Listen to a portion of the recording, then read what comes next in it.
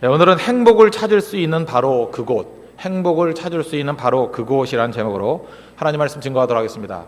시편 128편은 성전에 올라가는 노래 9번째입니다.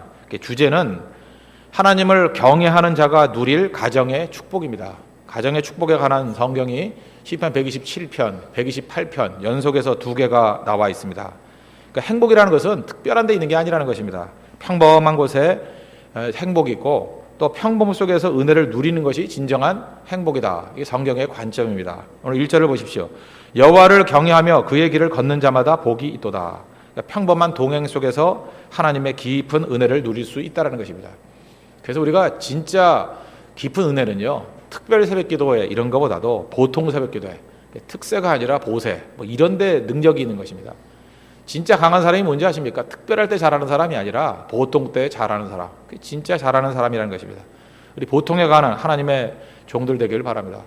오늘 메시지를 보면은 크게 보면 세 가지로 접근할 수 있다고 생각합니다. 첫 번째는 가정에 관한 시편이 127편과 128편이라 그랬는데 이 127편과 128편을 연관되게서 살펴보면 거기서 메시지가 나옵니다. 그걸 첫 번째 살필 것이고, 두 번째는 행복을 찾을 수 있는 곳이 가정이라고 그랬죠. 가정의 축복이 어떤 모습인가 그걸 바라보고 또 그거에 부연해서 마지막 두 번째 파트에서는 행복한 가정의 축복이 확산되는 모습, 그것을 살피도록 하겠습니다. 그래서 오늘 구조는 두 구조입니다. 1절부터 4절까지는 가정의 축복, 그 다음에 5절 6절은 가정 축복의 확산. 생명이라는 것은 반드시 재생산과 확산이 가능하다는 것입니다. 제자리에 머물 수 없죠. 가정이 생명이 충만한 것이 되면 가정의 축복은 반드시 확산되게 된다. 그게 오늘 메시지입니다. 차례대로 살피겠습니다. 첫 번째는 시편 127편과 128편의 연관성입니다. 균형 감각이 중요하다는 것입니다. 두 시편 모두 가정의 축복에 관한 시편입니다. 근데 어제 살폈죠. 시편 127편은 하나님께 맡기는 쉼과 안식의 중요성이에요. 그러니까 하나님께 맡기고 쉬라는 거죠. 하나님께 맡기고 안식하라. 그게 얼마나 중요한지 아느냐. 그걸 강조했고, 시편 128편은 수고한 대로 먹는 복입니다. 그러니까 하나는 안식을 강조하고 하나는 수고를 강조했습니다. 우리 크리스찬들은 둘 중에 하나만 추구하는 게 아닙니다. 우리 성경에도 나오잖아요. 6일 동안 수고한 사람이 일곱째 날 안식할 수 있다. 그죠? 안식은 누가 합니까? 수고한 사람이 안식하는 거예요. 또 안식한 사람이 능력 있게 일할 수 있습니다. 수고할 수 있다. 성경은 두 가지의 균형을 이야기하고 있다는 것입니다. 근데 이게 다 깨질 수 있죠. 하나는 무엇입니까? 성실한 수고를 못하는 사람이 있죠. 안식을 못하는 겁니다. 하나님 없이 내 힘으로 다 하려고 하는 거, 이것도 잘못된 거죠. 그런 사람에게 중요한 메시지는 무엇입니까? 맡기고 쉴 수 있는 안식을 누려라. 그게 메시지가 될 수 있다는 것입니다. 또 어떤 사람이 있느냐? 전혀 안식은 잘하는데 안식이 아니라 아예 일을 안 하죠. 수고가 뭔지를 모릅니다. 그런 사람에게는 안식 메시지가 아니죠. 수고해서 복을 얻는 것, 그것이 중요하다는 것을 가르쳐야 된다는 것입니다. 양자의 균형이 꼭 필요하다는 것입니다. 다른 것은 틀린 게 아닌데 우리는 그게 모순이라고 생각합니다. 사실은 보완인데 이 보완적인 시각을 꼭 가져야 된다는 것입니다. 그래서 사람은 나쁘지 않은데 어떻게 하나님 나라에 쓰기가 좀 힘든 사람이 있습니다. 누구냐 하면은 극단적인 사람이에요. 마치 책 한 권 읽은 것 같은 사람. 말을 못 하겠어요. 무슨 말을 하나 하면 그쪽으로 확 쏠려버리고, 또 어디서 또 주워 들은 소리가 하나 있으면 또 그쪽으로 확 쏠려버리고. 그건 지도자도 못 될 뿐만 아니라 하나님 앞에 쓰임받기 정말 힘든 조건이죠. 그래서 꼭 갖춰야 될 게 무엇입니까? 시편 127편의 메시지가 있다니까요. 또 동시에 시편 128편의 메시지가 있습니다. 맡기라는 메시지가 있는 반면에 수고한 대로 먹는 복이 있다. 이것도 강조하는 게 있다는 거예요. 두 가지를 같이 누릴 줄 알아야 된다는 것입니다. 또 시편 127편과 128편은 방향도 틀립니다. 시편 127편에서 어땠어요? 1, 2, 3절에 보니까 사회에서, 1, 2절에 보니까 사회에서 얻는 복들이죠. 사회에서 능력 가운데 얻었던 인사이트들, 하나님께 맡겨야만 사회적인 업적을 이룰 수 있다. 그 힘을 가지고 가정으로 들어오지 않습니까? 그래서 맡기고 자라, 두 번째 메시지는 뭐예요? 맡기고 자녀 키우라. 그러니까 사회에서 느꼈던 그런 인사이트를 가지고 가정에 적용하라. 그런 접근입니다. 사회에서 가정으로. 반면에 시편 128편은 가정의 행복에서부터 확산돼서 사회에 기여하라. 가정에서 사회로. 방향도 양방향이죠. 그래서 두 가지의 균형이 진짜 중요하다는 것입니다. 그러면 마귀가 쓰는 방법은 뭐냐? 마귀는 극단이라 그러죠. 극단이란 말을 성경적 용어로 말한다 그러면 선악과입니다. 선악과가 무엇입니까? 이원론이죠. 그러니까 이원론이라는 게 뭐예요? 항상 하나는 선이고 하나는 악이라는 거죠. 근데 선악과가 왜 나쁜 건지 아십니까? 이 땅을 살아갈 때 마귀는 다 이원론으로 나가게 만들어요. 선악과로 나가게 만든다는 것입니다. 근데 대부분은 모든 일의 99%는 내가 선이에요. 항상 그렇지 않습니까? 내가 선이고 너는 악이잖아요. 뭐 내가 악이라고 생각하면서 이렇게 뭐 논리를 구사하는 사람이 있습니까? 누구나 그래요. 인간은 다 내가 선이에요. 너는 악이고. 그게 선악과입니다. 그러다 보니까 어떤 일이 벌어지느냐? 내가 선이어야 되는데 내가 선인 게 약간 부족한 게 있잖아요. 그럼 어떻게 하면 되죠? 내가 악이 돼야 돼요. 그래서 자기가 선이라고 주장하는 사람들 보면 항상 주변에 있는 사람들을 공격을 합니다. 참 불쌍한 인생인데요. 주변에 있는 사람들을 정죄하고 공격하고 아주 악하다고 말하는 이유가 뭐냐? 그 속에는 아주 불쌍한 태도가 있다는 거예요. 선하지도 않은 자기를 선하려고 발버둥치는 모습이라는 것입니다. 그게 선악과예요, 선악과. 또 하나, 그러다 보니까 반대로 무슨 얘기가 나오죠? 자기 자신을 정당화시키는 얘기만 나와요. 계속 바리새인 같이. 그러니까 자기 의를 주장하는 거죠. 선악과의 말로는 무엇입니까? 바리새주의예요. 율법주의라고. 예수님께서 그렇게 구역질나게 만들었던 율법주의자가 되는 겁니다. 이건 말씀의 결과가 아니죠. 그럼 우리 선악과가 아니라 무엇을 추구해야 됩니까? 은혜를 추구한다니까요. 은혜는 무엇입니까? 너나 나나 다 죄인이라는 거예요. 하나님의 은혜가 필요하다. 무슨 얘기입니까? 나는 죄인이고 하나님의 불쌍히 여김이 필요합니다. 그래서 이 은혜가 있는 사람들은요, 많은 죄인들을 주께로 이끌어갈 수 있고, 그 은혜가 있는 교회는요, 많은 죄인들이 회복이 되고 하나님의 능력을 맛보게 되고 변화를 맛보게 된다는 것입니다. 왜요? 그 죄인들로 하여금 정말 하나님의 은혜의 자리가 무엇인지를 깨닫게 만들고 그걸 유도할 수 있는, 인도할 수 있는 능력이 있기 때문에 그렇습니다. 가정이 그래야 된다는 거예요. 가정도 선악과인 가정이 있죠. 네가 옳으니 내가 옳으니. 그거 지옥이죠. 뭐. 가정 잊지 마십시오. 항상 양자 간에 균형이 있어야 된다는 거. 남자가 오를 수만도 없고 여자가 오를 수만도 없겠죠. 보완이죠. 남자의 강점이 있고 여자의 감점이 있고, 이성적인 사람의 강점이 있고 감성적인 사람의 강점이 있고, 그거는 모순이 아니라 보완이라는 것이다. 보완. 그런 가정의 아름다운 모습을 균형 감각을 통해서 누릴 수 있는, 그리고 우리 교회에서도 가정 같은 영성을 가지고 균형 감각을 가지고 잘 섬길 수 있는 우리 믿음의 종 되기를 바랍니다. 두 번째 메시지는 행복을 찾을 수 있는 바로 그것이 가정이라는 것입니다. 1절부터 4절까지.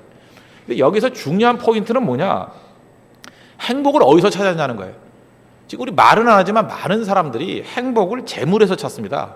지금 21세기 한국적인 상황을 보면은 거의 다 그런 것 같아요. 행복이 뭐냐? 돈 많은 거다. 돈 많이 버는 거다. 그래서 행복의 자리를 재물로 생각합니다. 그런데 오늘 시편 기자의 강점이 뭐예요? 행복의 자리를 아내와 자녀에게서 찾았다라는 것입니다. 지금 행복한 게 돈 많이 벌면 행복한다고 생각하잖아요. 그래서 가정도 희생해가면서, 아내와의 관계도 희생해가면서, 자녀의 관계도 희생해가면서 오로지 돈, 뭐 돈이 또 명성일 수도 있죠. 명성, 재물, 권력, 그리고 뛰는 거 아닙니까? 근데 실질적으로 우리 주변에 돈 많이 번 사람, 뭐 권력을 잡았던 사람, 또 명성이 있었던 사람 한번 가서 관찰할 기회가 있으면 관찰해 보십시오. 행복합니까? 행복하지 않은데 우리는 어떻게 생각하느냐면, 저 사람은 돈은 많은데 행복하지 않은 예외적인 인물이야, 이렇게 생각한다고요. 절대 예외적인 인물이 아닙니다. 다 그래요. 다 그렇다고요. 여러분, 행복하게 살고 싶으면 가정에서 찾아야 됩니다. 모든 행복에 뭐 과장되게 말하면 99%는 가정에서 오는 거지, 가정을 떠나서 다른 곳에서 오는 행복은 거의 없다라는 것입니다. 그러므로 오늘 지혜를 깨달아야죠. 뭐 성공하는 사람 이런 얘기를 하는 게 아니에요. 행복한 사람이 되고 싶습니까? 그러면 그 행복을 찾는 자리는 바로 가정이라는 것. 그래서 가정에 깊은 관심을 갖고 가정에 좀 집중할 줄 아는 그런 모습이 있어야 된다는 것입니다. 이 가정에 집중할 때 하나님께서 어떤 은혜를 주시냐? 복 주신다는 거죠. 먼저 2절 보십시오. 내가 내 손이 수고한 대로 먹을 것이라, 내가 복되고 형통하리로다. 우리는 많은 순간에 이렇게 생각합니다. 뭐 내가 일해서 열매 거두는 게 무슨 복이냐? 안 그래요. 우리 127편에도 봤잖아요. 내가 아무리 수고하고 땀을 흘린다 할지라도 열매 못 거둘 수 있다고, 헛수고일 수 있다고. 그 내가 열매를 거둘 수 있다는 게 얼마나 복인 줄 아십니까? 그 내가 땀을 흘린 거에 대해서 열매를 거둘 수 있다는 게 복이에요. 뭐 그래서 지금 교회에 모였으니까 예를 들어 이런 거예요. 전도를 하잖아요. 그럼 전도를 하나 안 하냐의 문제가 아니라 전도를 합니다. 전도를 했을 때 복된 게 뭐예요? 내가 전도를 했더니 열매를 거두더라. 그게 복이죠. 안 그래요? 아니 내가 뭐 일주일 내내 다니면서 전도를 했는데 뭐 한 명도 열매를 얻지 못하더라. 뭐 나중에 열매 먹는 거 그런 거 말고 하여튼 눈에 보이는, 당장은 짧게 아무것도 없다. 그럼 그걸 복되다가 말할 수는 없잖아요. 그런데 하여튼 하루를 나가서 복음을 증거하던, 이틀을 나가서 복음을 증거하던, 이상하게 내가 전하기만 하면 열매가 있어요. 그럼 그게 복된 거죠. 그게 복이라는 것입니다. 또 이런 거죠. 성도들이 전도를 해가지고 교회로 이렇게 인도를 해왔습니다. 교회에 왔어요. 왔더니 교회만 오면은 정착이 되더라. 그럼 그 복이죠. 그렇죠. 어떻게든 데려왔더니, 한번 데려왔더니, 아, 진짜 내가 예수 믿어야겠다. 내가 죄인임을 깨달았다. 예수님의 십자가 외에는 내가 구원받을 길이 없는 것 같다. 그러면서 정착을 하면서 믿음의 사람으로 변화했다. 그럼 복이죠. 근데 복되지 못한 건 무엇입니까? 뭐 열심히 데려다 놓으면은 뭐 한 주 있다가 떠나고, 두 주 있다가 떠나고, 뭐 안 믿어진다 그러고, 말씀이 안 들린다 그러고, 교회가 냉랭하다 그러고, 그게 복이 아니죠. 잊지 마십시오. 하나님 앞에서 내가 땀 흘린 대로 열매 거두게 해주십시오. 내가 수고한 대로 열매 거두게 해주십시오. 이게 복이라고요. 그 복만 누려도 엄청난 복이라는 것입니다. 신명기 28장에 보면 복에 관한 얘기가 쭉 나오지 않습니까? 12절을 보니까 여호와께서 너를 위하여 하늘의 아름다운 보고를 여시사 내 땅에 때를 따라 비를 내리시고, 그 다음 중요한 구절인데 제가 기도할 때마다 정말 많이 쓰는 구절입니다. 내 손으로 하는 모든 일에 복을 주시리니. 내가 내 손으로 하는 모든 일에 복을 주시리니. 저는 이걸 제 용어로 바꿨어요. 손드는 일마다 열매를 거두게 해주십시오. 제 번역이에요. 제 사적 번역. 저는 뭐 유진 피터슨 같은 실력이 없어서 성경 전체를 번역할 수는 없지만 또 이런 거는 몇 개 번역할 수 있어요. 그죠? 손드는 일마다 열매 거두게 해주십시오. 우리 성도들을 제가 기도할 때마다 한 뭐 10명 중에 한 두세 명 꼭 기도하는 것 같아요. 손드는 일마다 열매 거두게 해주십시오. 이게 복이죠. 하나님께서 은혜를 주신 사람은요, 손드는 일마다 열매를 거둡니다. 그럼 물어봐요. 왜 너는 하는 일마다 잘 되니? 그러면 은혜가 뭐라 그랬어요? 원인을 모른다는 거죠. 원인이 내게 있는 게 아니다. 그러니까 원인이 내게 있는 게 아니니까 뭐라 그래요? 하나님의 은혜죠. 그러면 그거에 대해서 열받아 하는 사람 되게 많아요. 너는 은혜 받고 나는 안 받았냐? 사실은 말은 하지만 맞아. 그랬는데 그러면 또 화를 내잖아요. 그죠? 말은 못 하겠는데 그러면 그 사람이 가져야 될 태도는 어떤 태도를 가져야겠죠? 우리도 마찬가지죠. 어떤 사람이 은혜 가운데 잘 되면 하나님도 저 은혜를 내게도 주옵소서. 그래야 되는 거 아니에요? 근데 은혜 받은 사람을 대적하는 경우가 참 많아요. 우리 정말 부러워해도 뭘 부러워해야 되냐면 하나님의 은혜가 임하는 사람을 부러워해야 된다는 것입니다. 그죠? 은혜가 중요한 거죠. 은혜 없이 무슨 일을 해요? 그럼 우리가 일하는 원리, 우리 가정의 원리, 개인의 원리, 우리 또 자녀들에게 양육의 원리가 뭐냐? 우리 교회 안에서도 마찬가지입니다. 이렇게 일들을 맡길 때 좀 약간 여러분들 뭐 차별이라고 생각하지 마십시오. 언제나 저는 일을 맡길 때 원리가 있습니다. 어떤 원리냐 하면 은혜가 있는 사람에게 일을 맡깁니다. 그러면 돼요. 은혜가 있는 사람에게 일을 맡기면 되더라니까요. 유심히 봐가지고 하나님의 은혜가 지금 누구에게 임하나. 그래서 막 은혜가 막 임하는 사람이 있어요. 그 사람한테 일을 맡기면 돼요. 그러면 뒤집어 얘기하면 누구에게 은혜가 임할까요? 하나님께서는 교만한 자를 대적하시고 겸손한 자에게 은혜를 주신다 그랬잖아요. 그러니까 대충 뭐 겸손한 사람, 또 은혜를 누구에게 주겠어요? 뭐 말씀대로 순종하는 사람, 또 은혜를 누구에게 주겠어요? 뭐 기도하는 사람. 그러다 보니까 하나님의 은혜가 있는 사람에게 일을 맡긴다라는 얘기 무슨 얘기입니까? 하나님과 동행하는 사람에게 일을 맡긴다가 되는 거고, 그렇죠? 하나님의 뜻대로 서 있는 사람에게 일을 맡긴다고 되니까 교회가 이 영적 구조가 잘 갖춰지게 된다는 거예요. 그러니까 여러분들 지금 뭐 일을 맡길 때 복잡하게 생각하지 마세요. 그냥 누구에게 은혜가 임하나, 은혜가 제일 많이 임하는 사람에게 일 맡기면 일은 됩니다. 왜요? 은혜가 임하는 사람은 손만 대도 일이 되니까. 그래서 교회는 항상 일이 되게 돼 있어요. 왜? 은혜의 원리로 돌기 때문에. 또 하나, 그게 안 된다 그러면 또 하나의 방법이 뭐죠? 은혜가 있는 사람과 함께 동행하는 거예요. 그러면 되죠. 원인이 내게 없다, 그런 게 은혜라 그러지 않습니까? 은혜가 임하는 사람, 그 사람하고 같이 가봐요. 먹을 거 맨날 생겨요. 무슨 얘기인지 모르겠어요? 은혜가 임하는 사람은 뭐가 맨날 돼요. 그래서 옆에만 있어도 먹고 산다니까. 근데 꼭 안 되는 사람들 보면 은혜가 없고 꼭 벼락 맞을 사람 옆에만 있어가지고, 그죠? 뭐 부작용이 많다느니 뭐 네가 맞을 거 내가 맞을 거, 누가 그 옆에 있으래요? 그렇잖아요. 그러니까 은혜가 그렇게 중요하다니까. 하나님, 내가 은혜 받은 자가 되게 해 주십시오. 이게 첫 번째 기도고, 그게 아니라 그러면 내 은혜를 받는 사람에게 내가 그 일을 맡기기를 원합니다. 동역자로 삼고, 또 그것도 안 된다 그러면 그냥 그 사람 옆에라도 있게 해 주십시오. 그게 능력이에요. 이 사람은 온통 머릿속에 뭐가 있어요? 은혜 중심적인 사고. 그래서 은혜 중심적인 사고를 가지면 항상 승리하게 된다는 것입니다. 이게 하나님의 가정 원리 중에 하나예요. 은혜가 임하게 해 주십시오.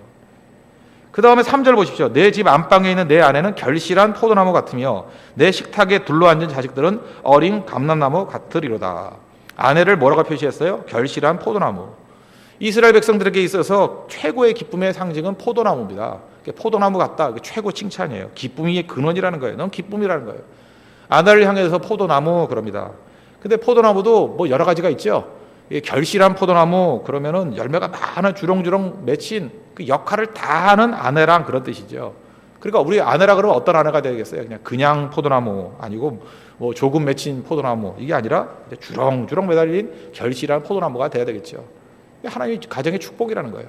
이런 결실을 맺는 아내로서의 모습 이게 중요하다는 거죠.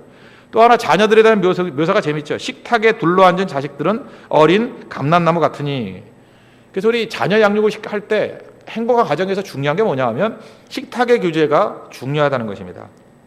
식사를 같이 한다는 게 명문가정의 특징이에요. 거기서 사랑과 대화를 나누면서 믿음도 자라고 관계도 회복되고 모든 게 풍성해진다는 것입니다. 그러므로 여러분들 지금 결혼을 앞두고 있는 형제 자매들 있지 않습니까? 이렇게 생각하면 돼요. 어떤 집안이 좋은 집안이에요? 그러면 여러분은 뭐 초청을 할지 안 할지는 모르지만 어쨌든 간에 이렇게 불시에 가서 이렇게 얼핏 보면 알잖아요.